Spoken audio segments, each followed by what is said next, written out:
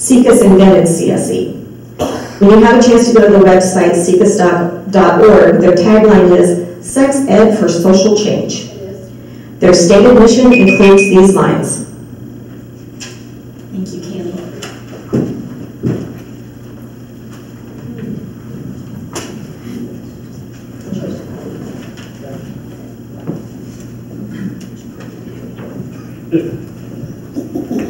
Hi, I'm Rich Riley.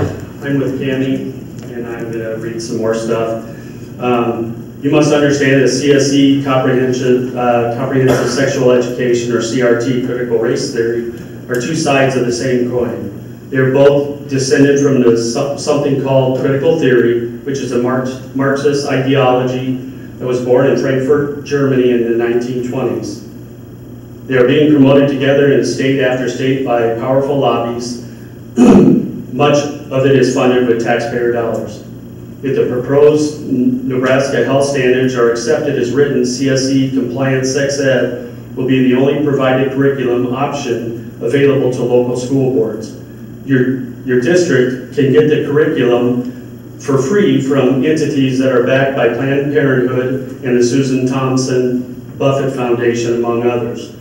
The Biden administration has earmarked billions of tax dollars to reward schools that adopt CSE and CRT.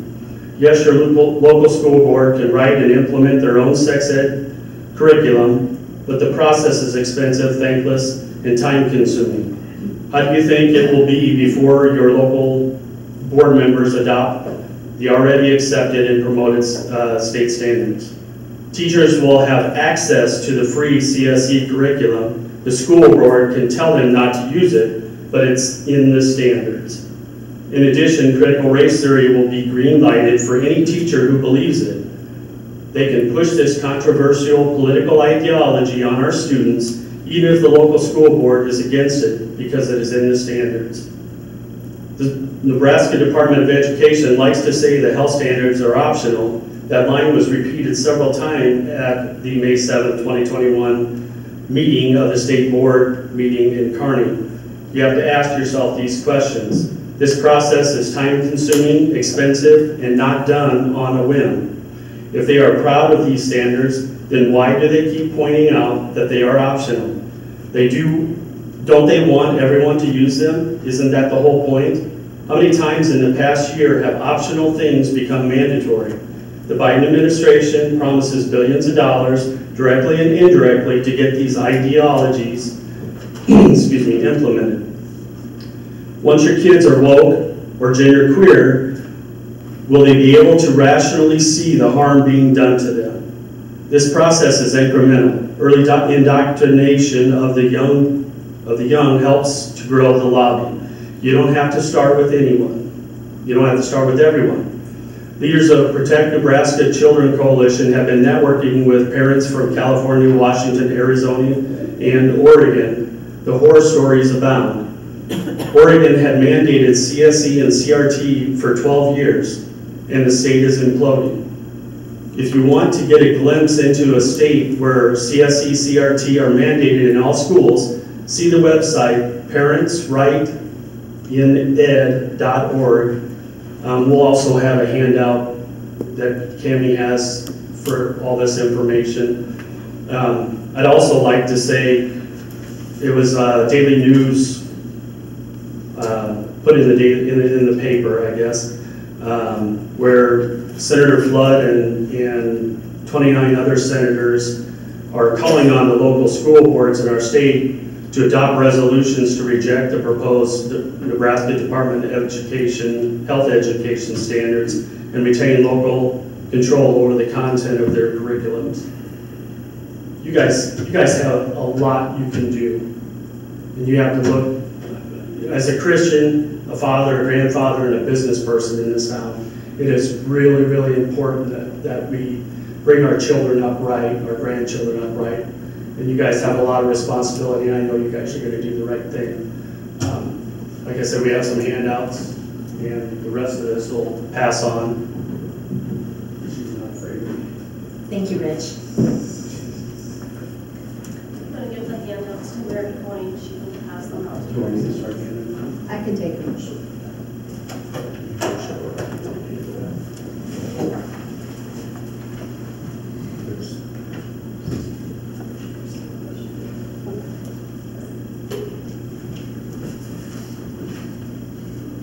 Hello, I'm Diane Dickey, and I'm glad to be here.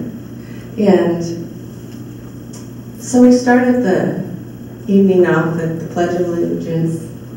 But what I want to say is that everything that you pledge to that flag, if critical race theory is adopted, you won't be able to pledge allegiance to that flag.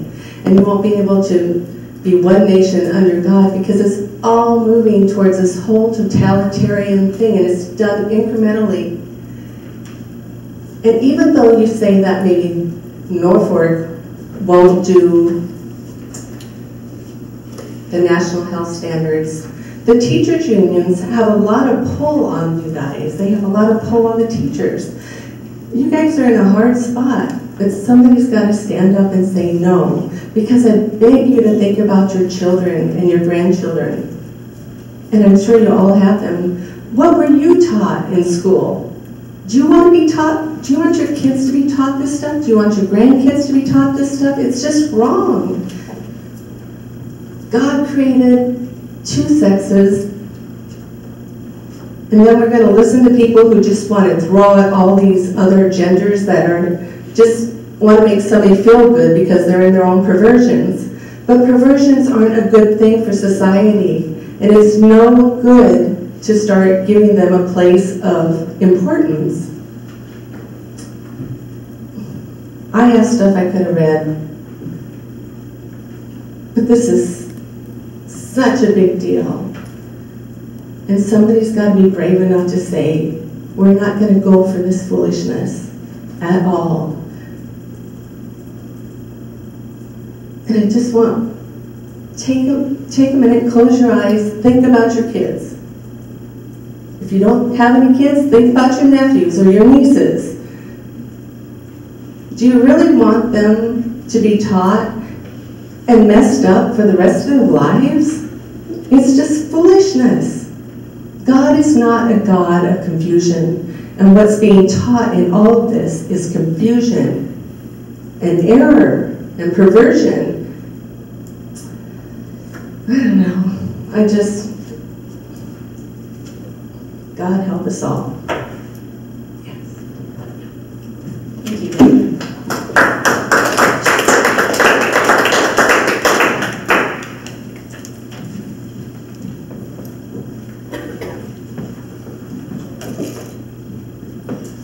My name is Carolyn Pollitt. I live out in Woodland Park.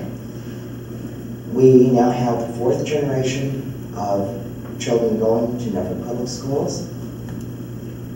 Don't blow it. It's been an honor to be able to say the legend continues. The last name didn't, that's okay, it happens. One thing I want to stress, really think about it. Apathy is lethal in a constitutional representative republic. When you take the stand that we don't need to worry about this right now, it's only tentative. If you don't stand up and start screaming, as soon as you start seeing something odd, something wrong, the next thing you know, the fire is out of control and you can't put it back, and you can't put the genie back in the bottle. Enough. Take a seat. Get your friends and your family aware. Show up at meetings. You can't sit it out any longer. Thank you, Carolyn.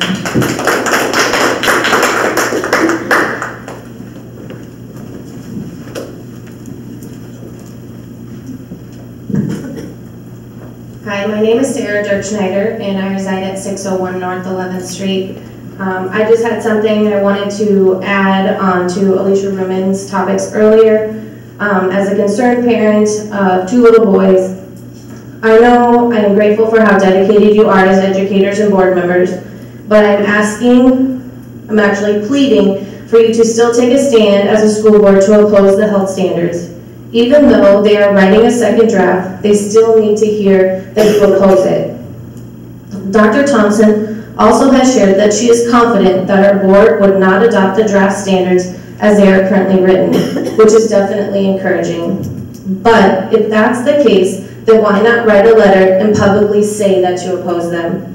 I am fully aware that this is not the topic on your agenda tonight, and you cannot add it to the agenda. However, you can add it to the future agendas. I'm asking you to add this to the agenda for your next meeting and to draft a letter to the Nebraska State Board of Education opposing the proposed health standards.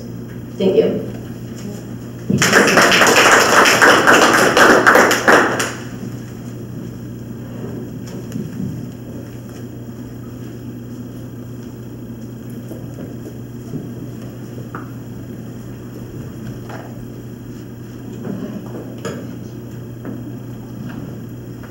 Hi everybody, my name is Margot Chenoweth Pospisil, and I reside at 301 South Eastwood Street.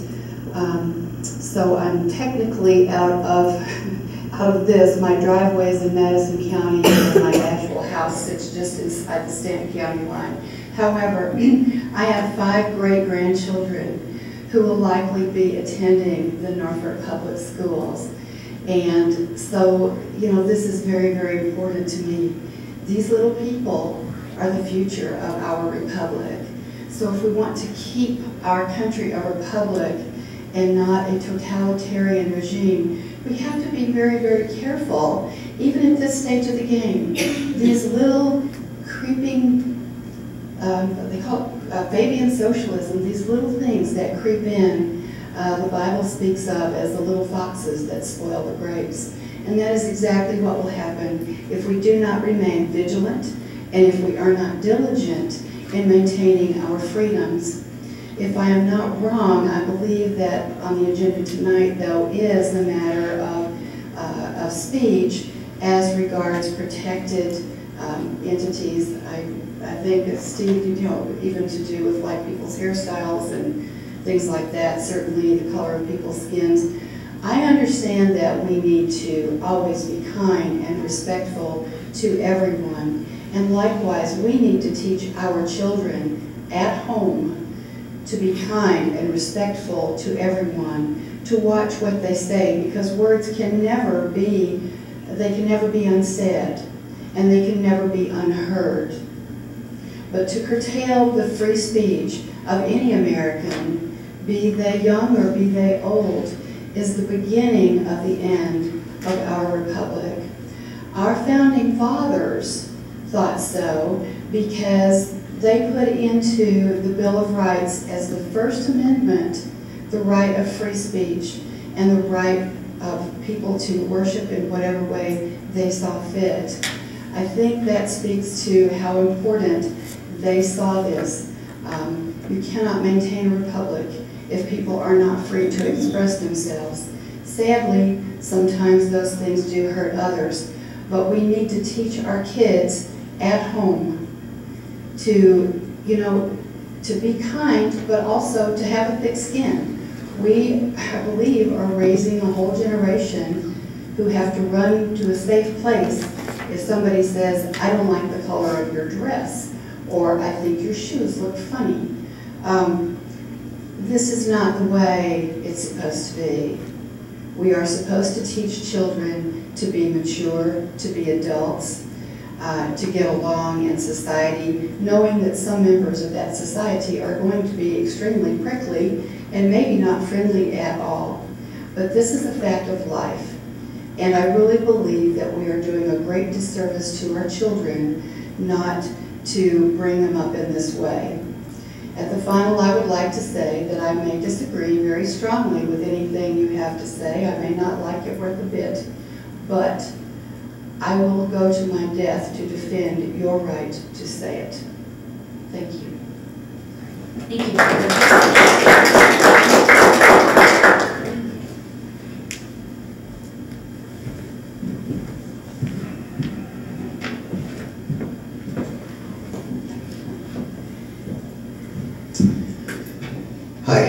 Hi, my name is Steve Jesson. I'm at 4105 North 37th Street, Norfolk. And I don't have much to say other than I agree with just about everyone that spoke ahead of here. However, I do have an issue with one of the things that are on the agenda today, and that would be policy number, of course I don't have my glasses, 6212, which is the assessment and academic content standards. And I'm looking at a copy of what you've done here, and I'm not sure why all of this is being replaced. But one of the things that does concern me is that you talk about that as a rule that you've normally just accepted the state standards, and you're now making it so that you can vote, or you are going to be required to vote or approve those standards, which is a good idea, of course. However, one of the phrases that you have in your deal is that if the board does not adopt the standard recommended by the state school board, the district will create their own standards that are equal or more rigorous than those recommended by the state school board. And I'm not sure exactly what that means. I mean, how can you make it equal and not be the same? That's all I have to say. Thank you, Steve.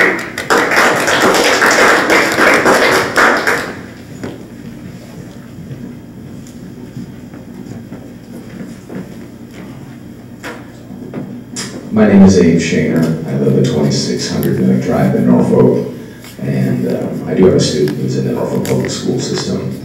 And I just want to follow up on that same policy 6212, because I don't know a couple of things, and there might be a couple of things that I've missed in previous discussions.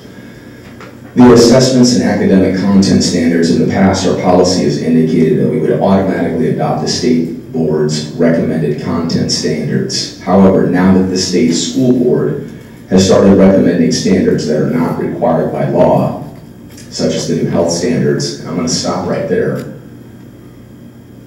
Why is the Nebraska State School Board recommending standards that are not required by law? I don't know. Is it a good reason? Is it a bad reason? I don't know what the reason is, but why? If they're not required by law, why is the state school board recommending standards? So I'm asking that question to all of us because I don't know. Part of my job is to know. And I'm looking for information as much as I can get because I want to be factual and accurate when I speak publicly. And I am a member of the local media. I want to be informed and intelligent on what I'm talking about. Why is the state board doing that if it's not required by law? Maybe you know the answer. Maybe you enlighten myself and enlighten others. Obviously, there are a number of concerned parents and individuals on some of these topics. That's one question I have in policy 6212. Why is the Nebraska State School Board recommending standards that are not required by law? I'll continue with the rest of the verbiage.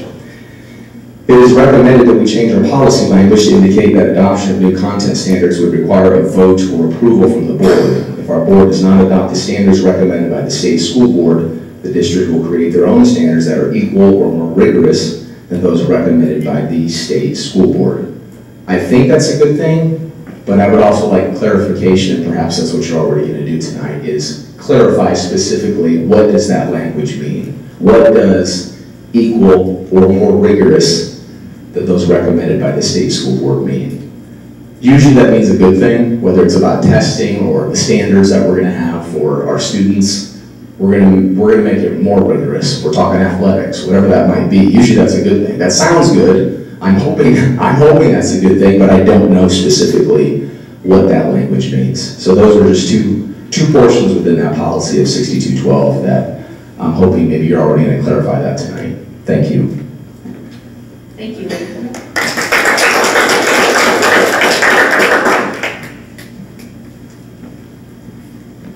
Does anyone else want to speak?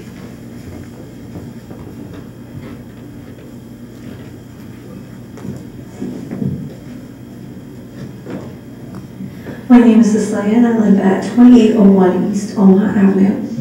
And I live in Norfolk, but my my house is in Stanton County, but my kids go to the public school. And I have 2 children that are active military. And they go, I'm getting ready to send one off for 2 weeks. And then it just, towards the end of the year, he's getting deployed.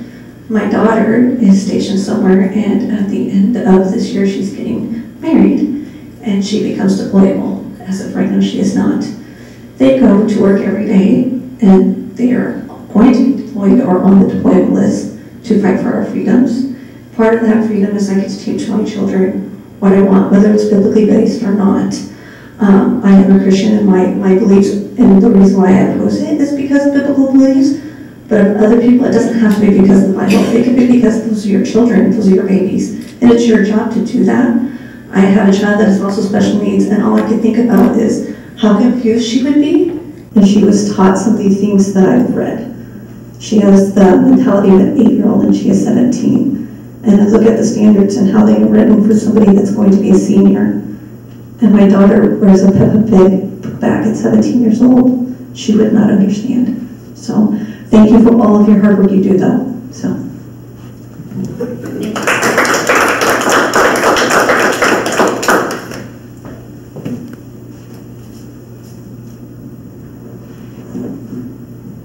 Does anyone else want to come up and speak?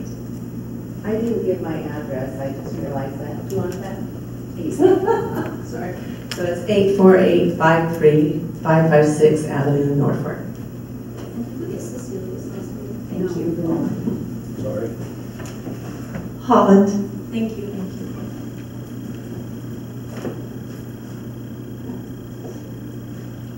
Thank you all for coming tonight. You're welcome to stay and listen as we go through, or it's okay, it's not rude if you want to leave. It's your choice. We are going now to the information and discussion items and going to 5.1, Finance and Facilities Report. Dr. Robinson. Thank you. Thank you, Madam President. Total amount of claims to be approved in the consent agenda for the month of July by fund are listed below.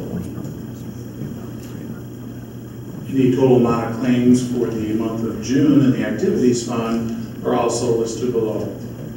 These claims were reviewed on Friday by our Finance and Facility Committee. Are there any questions? Thank you, Dr. Robinson. 5.2, Teaching and Learning Report. Beth Nelson. Thank you, Madam President.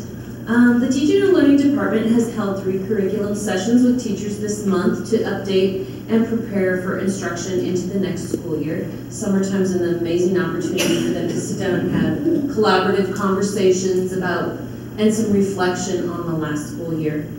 Jared Oswald has facilitated some work and discussion with a group of senior high teachers to study accountability and interventions. This group will continue to meet several times. At this point, there is nothing to formally report back.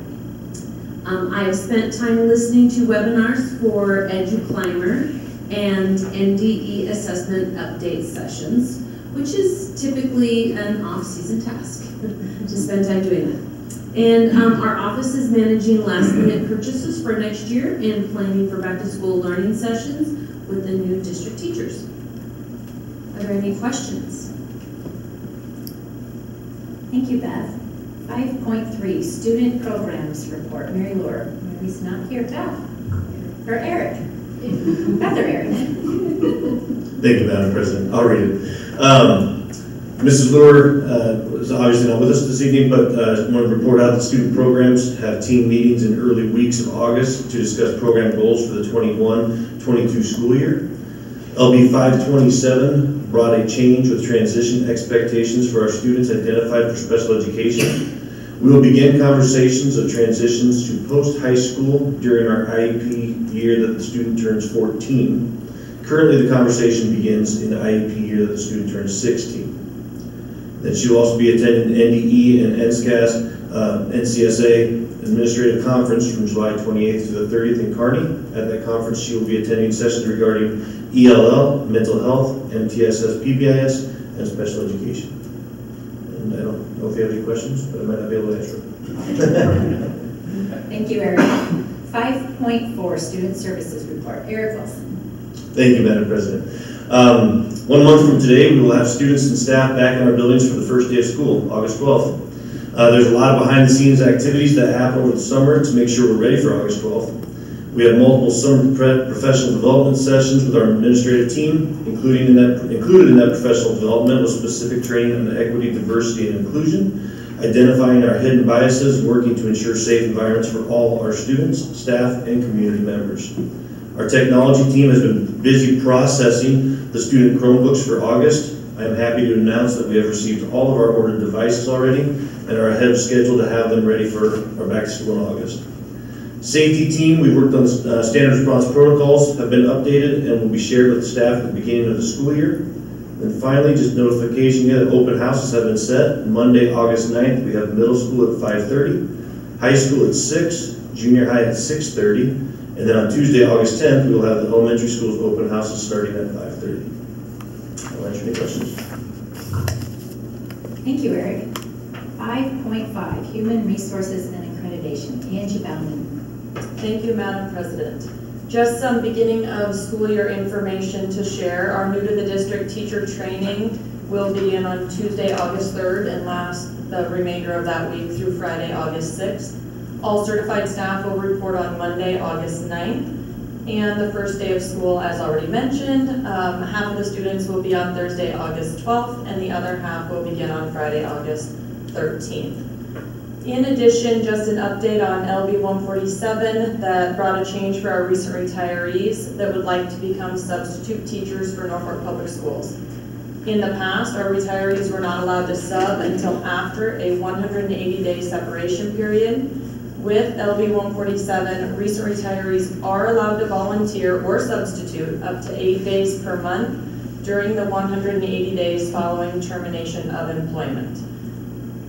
For obvious reasons, we are very excited to be able to bring our recent retirees back into our buildings as substitute teachers. Are there any questions?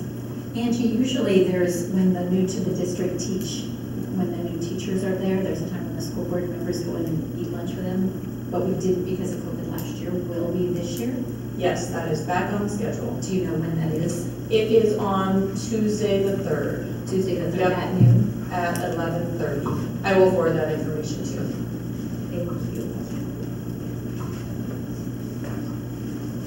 Thank you, Angie. Superintendent's report, Dr. Thompson. Thank you, Madam President. The American Recovery Plan Act includes nearly $122 billion for the Elementary and Secondary School Emergency Relief Fund, or ESSERS 3.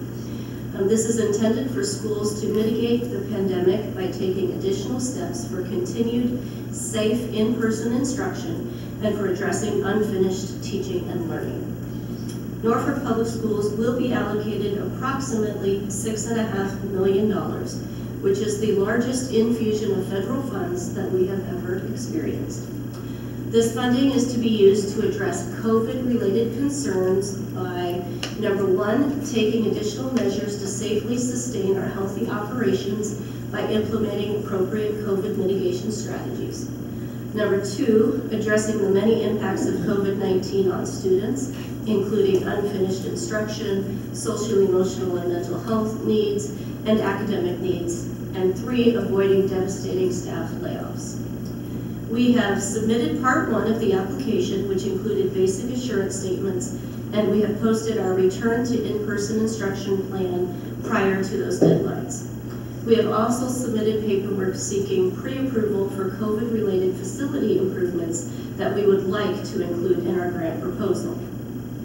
We will hold a board retreat on August 26th from noon to approximately 4:00 p.m. so that we can provide you with a solid background regarding all of the components that we want to include in our proposal.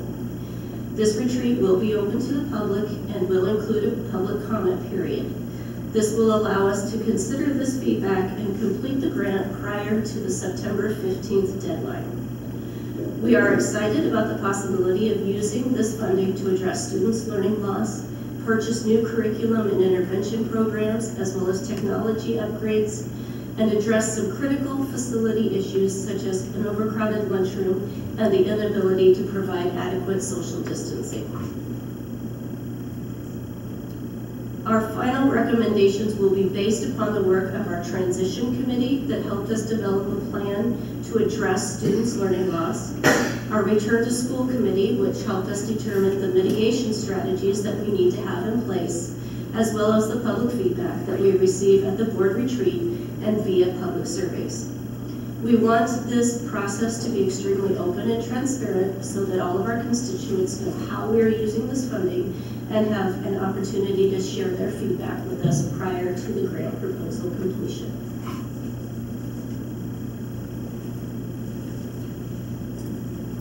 Thank you, Dr. Thompson. We are now to committee reports. We'll start with facilities and finance since Tammy is not here. Dr. Robinson will take it. Thank you. The committee met at 12 noon on Friday, July 9th. As I stated earlier, we did review all the claims for July and activity claims for June. Following topics that we spent time on, I gave updates on our current district projects, in particular those at Grant and Lincoln that are currently underway.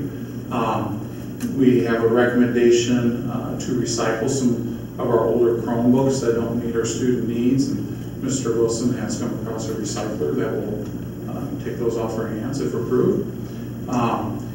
I also started the discussion.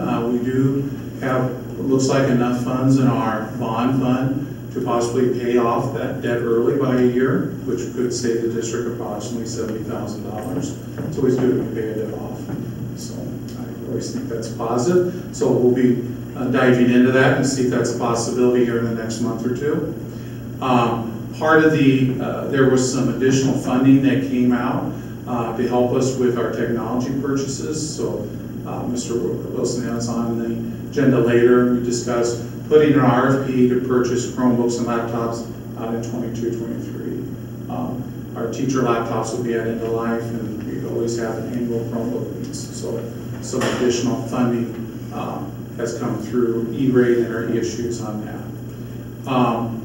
I reviewed our timeline, and we are getting into budget season. August 31st is when the fiscal year ends and we start our new budget. So we have that timeline with our tax requests and all those things that at that first meeting in September is always a busy meeting for the business of the district. So review those timelines. The budget workshop will also take place during that board retreat in August as well. Comprehensive review of everything that we have, and for those new board members, you'll have handouts and drafts and details that I'll provide on all that. And then third week of September is when we start our audit, our annual audit. They'll be on site for a week on the week of September 20th, reviewing our financials from the previous year and putting that audit together. I also provided a proposed update with Dr. Thompson with our strategic facilities plan. Prior to the pandemic, we were ready to go with public meetings with our facility plan. Of course, that got halted, and things have changed. So we need to step back from that and really review our needs and take some more time before we would move further with that. So we have some ideas that we started to share with the committee, and that will come out during the retreat as well as the steps we should take moving forward with our facilities in the district, not only looking at tomorrow, but the next 5 to 10 years out, what our needs will be. Our next meeting will be Monday, August 9th at noon. Are there any questions? Thank you, Dr. Robinson. 6.2 is policy committee report. Jenna, would you like to take that? The policy committee met on July 9th to discuss the following policy revisions and additions, which were all recommended by the Perry Law Firm, who we work with on a regular basis, and based upon changes that have occurred at the state or federal level.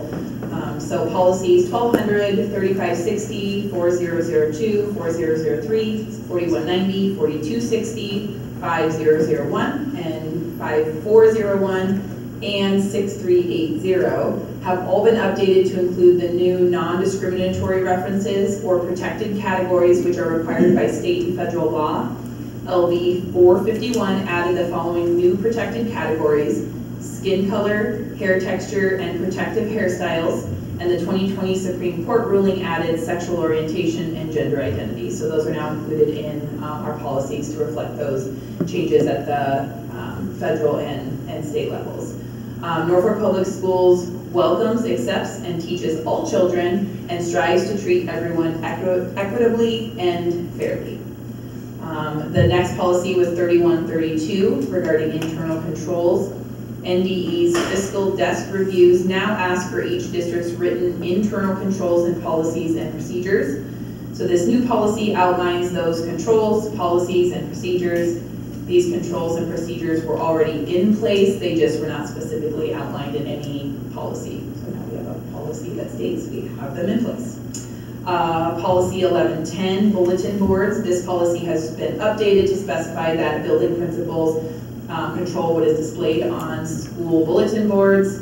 Policy 4025, professional boundaries. Nebraska revised statute 79-879, which requires that every school district have a professional boundaries policy to address, among other things, the grooming of students. We have revised our policy to include more of the language contained in the model policy that was developed by NDE. So kind of just a nice combination of what we already had in place. We tweaked it just a little bit to include some of the items from NDE's model policy. And finally, policy 6212, assessments and academic content standards. In the past, our policy has indicated that we would automatically adopt the state board's recommended content standards. However, now that the state school board has started recommending standards that are not required by law, such as the new health standards, it is recommended that we change our policy language to indicate that adoption of new content standards would require a vote or approval from the board. If our board does not adopt the standards recommended by the state school board, the district would then create their own standards that are equal or more rigorous than those recommended by the state school board. Other minor non-substantive spelling, punctuation, and grammar changes have also been made to these policies. Would you like to clarify? I can do that now, or when we get to the agenda item. Okay. So as Jenna said, we are changing this policy because in the past, the state school board only adopted standards that were required by law. And they have changed that practice, and now we're adopting additional standards that we are not required as a local school board to adopt.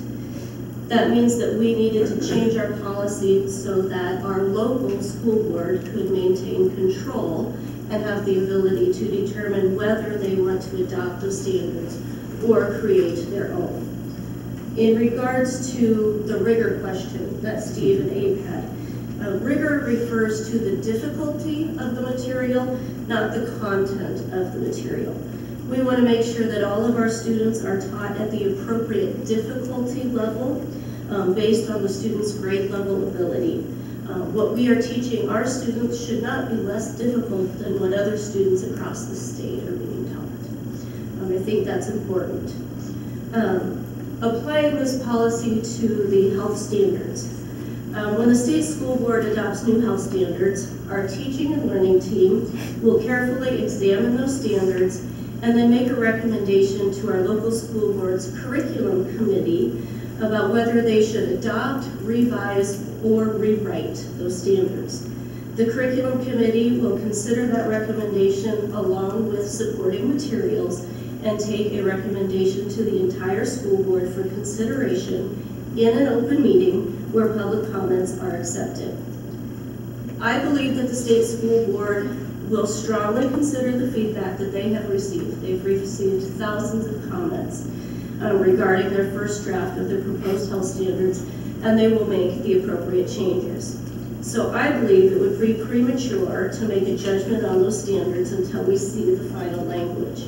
I believe that will be substantially difficult, and received a letter from the Commissioner of Education this weekend saying that the state school board discussed a second draft that would contain parameters that would remove many of the explicit examples and rephrase sensitive topics as an important process for local schools. He goes on to say that the second draft will also make clear that managing sensitive health-related topics topics be thoughtfully conducted with parental input at the local level. I believe that our parents are our partners in education, and that some of the topics that are contained in the proposed standards may be best taught at home within the context of family values.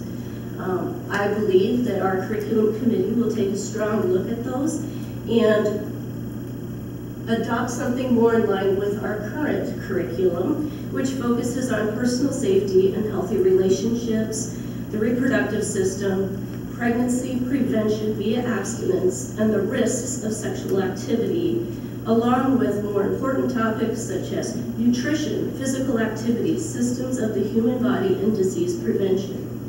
We do not include highly debated topics of gender identity, sexual orientation, and family structures within our current curriculum. And I do believe, as Alicia said earlier, that as a parent, if you don't even want those things given to your student, you can opt out. Yes, we do have a process in place where if parents do not want a student to participate in a particular lesson or a particular unit, all they have to do is contact their building principal and explain that, and we will make appropriate accommodations for them to learn something else, go to the library, watch a video, do something more in line with the family's values. Are there any questions for Dr. Thompson or Jenna? That was a lot.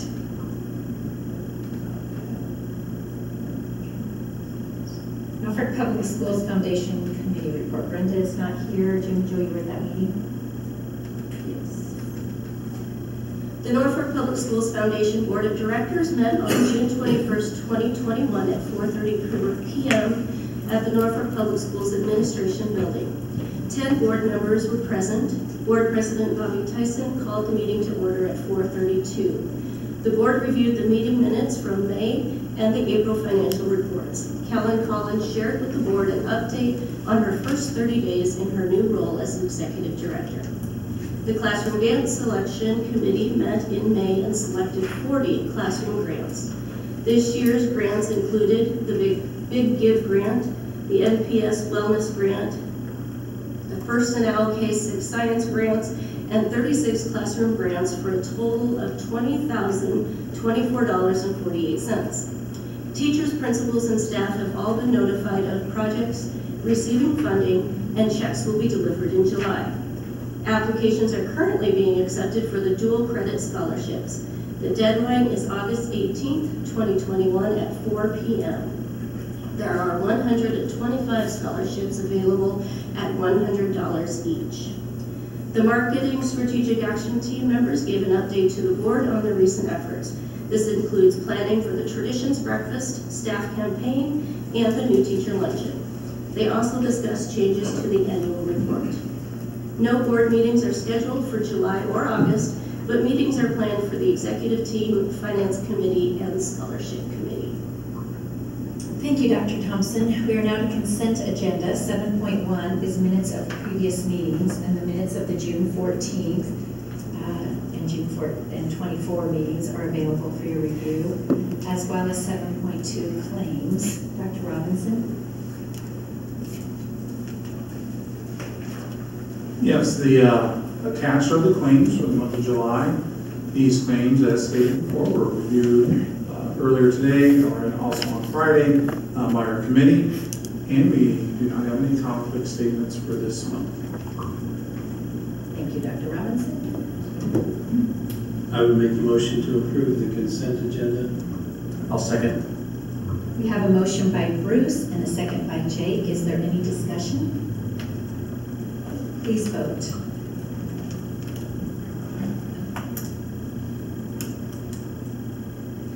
Motion carried 4-0. Thank you, Mary.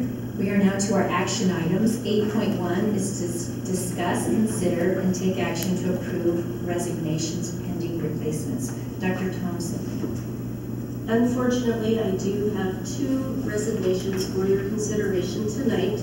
Lori Diggle, special education teacher at Washington Elementary, is requesting that her resignation be accepted pending finding a suitable replacement, as she has been offered a job outside of the district. Ellen Wagner, another special education teacher at the senior high, is also requesting that her resignation be accepted, pending finding a suitable replacement, as she has been offered a job outside of the district. Receiving a job outside of the district does not meet our criteria for an extreme extenuating circumstance, so these would be pending us actually hiring a replacement. And the possibilities of doing that are? I'll let Angie answer that question. Thank you. I believe that we most likely will be able to find a suitable replacement at the elementary level within special education. I am not as confident at the senior high upper level at this time based on applications that we have not received.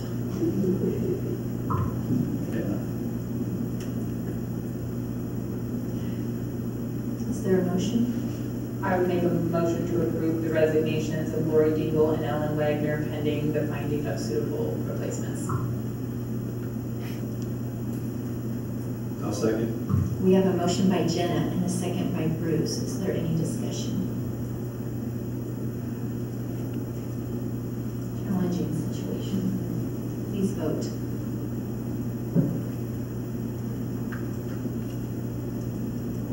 Motion carried 4-0. Thank you, Mary. 8.2, discuss, consider, and take action to approve contracts. Dr. Thompson. We have 4 contracts for your consideration this evening, starting with Amber Peterson, 5th grade teacher at Norfolk Middle School. She is currently the Assistant Youth Service Librarian at Norfolk Public Library. Cindy Booth, 0.4 FTE music teacher at Norfolk Junior High. She is currently retired, but was previously a vocal music teacher at Norfolk Catholic and Elkhorn Valley Schools. We also have the following contracts due to position changes. John Irwin will serve as our interim activities director. He has worked for Norfolk Public Schools for 31.5 years and is currently the assistant principal at Norfolk Senior High. And Paige Hastings would serve as our interim assistant principal at Norfolk Senior High, taking John Irwin's position.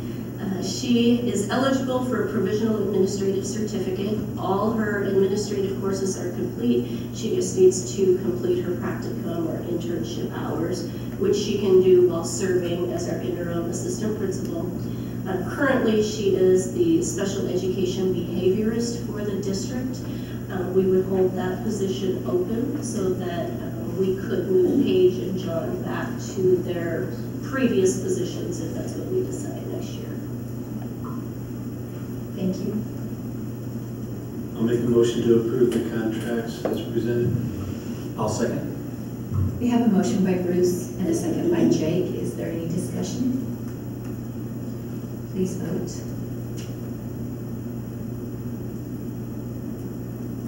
Motion carried 4-0. Thank you, Mary. 8.3, discuss, consider, and take action to grant permission to solicit bids for 2022-2023 student Chromebooks and teacher laptops. Eric Wilson.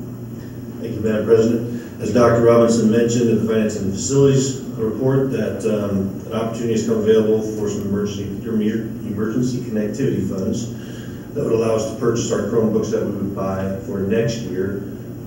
So we can start that RFP process. We have to have that in place and a vendor selected by August 13th in order for that to happen, to be eligible for these funds. So we're working quick, getting things ready to make that possible, and hopefully have something back to you the board meeting on the 12th of August. What percentage of the money will the grant pay for? The grant will pay for up to $400 per device. Oh, wow. So to cover all of our student Chromebook and a portion, maybe about a third of our teacher laptops. Very good. I would make a motion to grant permission to solicit bids for the 2022-2023 student Chromebooks and teacher laptops. I'll second. We have a motion by Jenna and a second by Bruce. Is there any discussion? Please vote. Motion carried 4-0. Thank you, Mary. I forgot to ask, Eric, how'd you find this grant? We were notified through our partners, ESU and Dr. Robinson, through the finances. Good job, you guys. Okay, let's see. 8.4, discuss, consider, and take action to grant permission to sell old Chromebooks. Eric Wilson. Thank you again, Madam President. We have all of our old Chromebooks that are no longer serviceable. They're not updatable through Chrome anymore. Most of these Chromebooks are at that age where there's just no value left to them, but we have found a recycler that would take them and scrap them and recycle the parts for us. So asking for permission today to be able to do that and get rid of those without having to fill up the landfill. And he pays us? There's a potential that we may receive a little bit of money, just depending on, they'll grade them out once they receive them. A value has a little bit more, 10, 15 bucks, where a D value probably is $0, but they're at least recycling it for us. Eric, is any of the, sorry, I didn't mean to interrupt. Is any of the information that's on those, is that taken care of in terms of sort of wiping those clean by our team, or is that done by the vendor that you're looking at? Good question. All of our Chromebook devices allow very minimal, not even probably as much as your Chromebook that you have there in front of you. They have very minimal storage. They really just give a student access to the internet, so all their stuff is actually stored on the cloud. And then when a student leaves our district, after they've graduated, then we wipe that from the cloud. Thank you, appreciate that. Yeah, Chromebooks don't have a hard drive, so they're just an internet They're more of a facilitator. Correct. Yeah, okay. Thank you. I'll make a motion to grant permission to sell the old Chromebooks to the recycling company. I'll second. We have a motion by Bruce and a second by Jake. Is there any additional conversation? Please vote. Motion carried 4-0. Thank you, Mary. We are to 8.5, discuss, consider, and take action to approve the substitute staff handbook. Angie Bellman. Thank you, Madam President. The only substantial change on the final staff handbook for you to read was with LB 147 that was discussed earlier, allowing those recent retirees to sub up to 8 days per month in their first 180 days after termination of employment. Thank you, Angie. I'll make a motion to approve the 2021-22 substitute staff handbook. I'll second. We have a motion by Jake and a second by Bruce. Any discussion? Please vote. Motion carried 4-0. Thank you, Mary. I do need to address all of you great listeners to realize that we have had all this information and we've read it. We've just, because it just looks like, but we have really done our due diligence. I just want you to know, we're making it look really easy and it's not this easy. Okay, we are to 8.6, discuss, consider, and take action to approve the first reading of policies. Dr. Thompson. Thank you. As Jenna indicated, these policies have been updated to include the new non-discriminatory references required by state and federal law. The new language indicates that skin color, hair texture, protective hairstyles, sexual orientation, and gender identity are protected categories which will not be discriminated against. Norfolk Public Schools welcomes, accepts, and teaches all children and strives to treat everyone equitably and fairly, including everyone within these new legally protected categories. We will have our second reading of these policies at our July 22nd meeting rather than waiting until August. This will allow us to make changes to student and staff handbooks before they are distributed to parents and staff. Thank you, Dr. Thompson. I would make a motion to approve the first reading of policies 1200, 3560, 4002, 4003, 4190, 4260, 5001, 5401, and 6380. I'll second. We have a motion by Jenna and a second by Jake. Is there any discussion? I would just make a comment that I know there's a lot of work that goes into it, and it's much appreciated. Obviously, the public schools want to be accepting and fair and non-discriminatory in any way, but I also know there's just a lot of behind-the-scenes work that go towards it, so thanks to everybody who took part. And just for those that are joining us here this evening, a little bit of the behind-the-scenes work that goes into these policies when we review them is, in these instances, Perry Law Firm gave us suggestions, and then as a policy committee, we have time ahead of our committee meeting to review the policies with the suggested changes. We can take our own notes and write, any questions, get any questions answered, any clarifications, and then we meet as a committee. There's 4 of us, I believe, on the committee. We go over all of our compilation of suggestions and come to a conclusion on where we want the final first reading to end up. And so that's what is presented today, is the first reading of those policies after they've kind of gone through us each individually reviewing them, then reviewing them as a smaller group, and then now reviewing them as a larger board. And there are 3 school board members, and then usually Dr. Thompson, that's also whoever's involved in that one, because there can never be a quorum at a committee meeting. So it's 3 school board. Sorry, yep. Just didn't want anybody to think you're breaking any rule. Did I say please vote? No, please vote.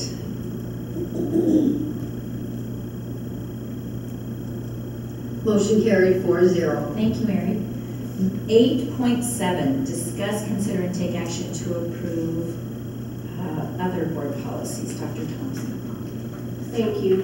Jenna already talked about these, and I added some comments earlier, so I think I'll just open it up to any questions that board members may have. My back is doing weird things. I don't have a question, but I do really appreciate the local control we are having by changing the wording in policy 6212. I think in the past there weren't as many controversial things as are what happening right now. And so we did pass things down from the state, not because we didn't pay attention, but because we felt there wasn't a lot of controversy. And now we're just needing to keep our local control local. I do appreciate the clarification also on 6212 and the wording. I don't know if there's some way we can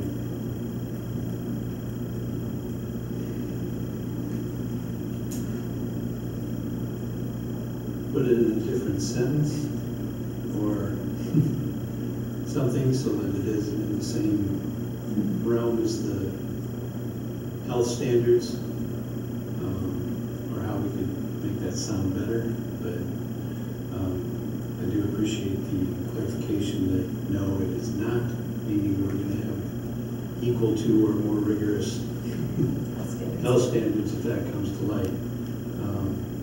And yes, I also very much want the local board to have the power to take care of things as we see fit. May I offer just an additional comment just to help you understand on some of those standards that are not required by federal government have been very useful. Let me use music as an example. The state has put together music standards, and standards are like a standard set of where you would be across the state. What a 3rd grader might know and understand about music. Although not required, and although we have a phenomenal music department in our school. Not so much so, which is unfortunate for other schools, but that standard that exists is, that would be just an example. It's happened in art as well. But an agreement with Sandy, we've not had a controversial type of situation come up before. So we are being proactive. That's what we're doing. I agree with you, Bruce, but I don't know how you change that. The rigor, we understand we want the rigor high, but it doesn't really compute to house standards. So I don't know if there's a way to change that. We can think about it. because this is just first reading, so we have time before second reading. So you make your own decision, but do know that we have time. And with that, is there a motion? I'll make a motion to approve board policies 3132 for internal controls, 1110 for bulletin boards, 4025 for professional boundaries, and 6212 for assessments and academic content standards. I would second that motion. We have a motion by Jake and a second by Jenna. Is there any additional discussion? Please vote.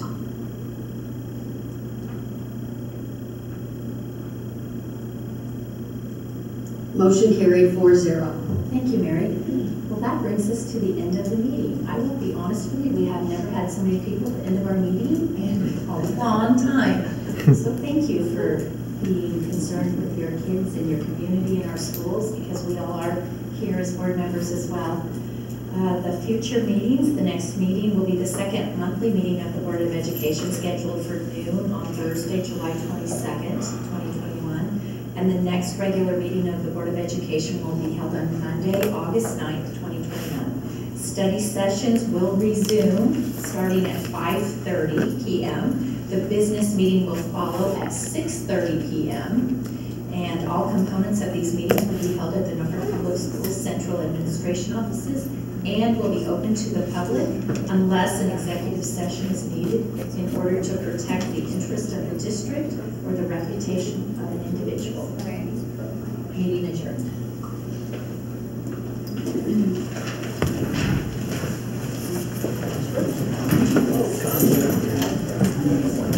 How you doing? A long time since seen you. No.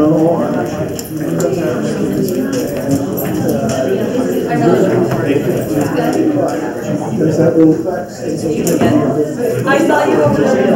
open soon? No, she didn't want to do it. She does archery.